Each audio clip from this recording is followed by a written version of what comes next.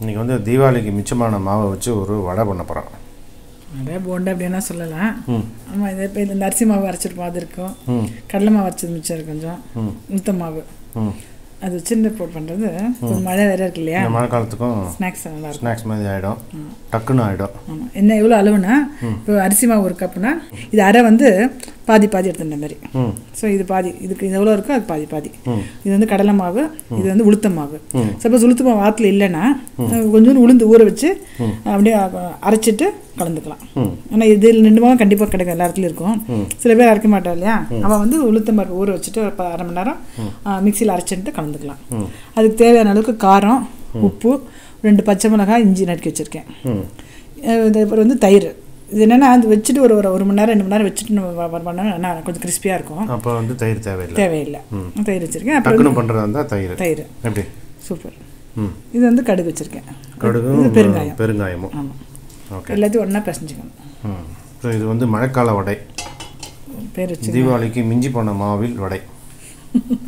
Correct தானே? Correct தான். Okay, first இந்த கடுகு தாளிச்சுன்றேன். பெருங்காயம், கடலை மாவு, உளுத்த மாவு இல்லைன்னா அரைச்சி போட்டுக்கலாம்.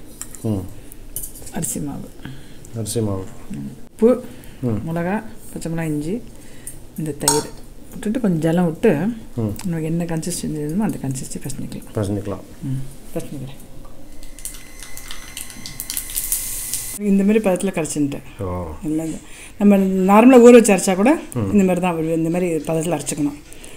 இது வந்து எக்ஸ்ட்ரா கொஞ்சம் சும்மா வாயில் படுற மாதிரி இருக்குன்னு சொல்லிட்டு 2 இது பொரிச்சு போட்டேன். தேங்காய், அப்புறம் 2 கொத்தமல்லி போட்டுட்டு அப்படியே எண்ணெய் தட்ட வேண்டாம். அப்படியே என்ன இது வடை தட்ட வேண்டாம், அப்படியே ஸ்பூன்லேயே போட்டுறேன். போண்டா அதான் சொன்னேன், ஃபஸ்ட்டே சொன்னேன், போண்டா வடை கிடையாது. ஓகே, போட்டுருவா. ஓகே.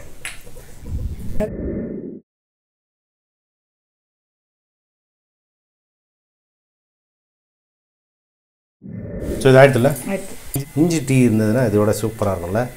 இந்த மழைக்கு கொடுத்துறேன். மிஞ்சிய மாவில் போண்டா கூடவே ஒரு இஞ்சி டீ. சூப்பர். தேங்க்ஸ்.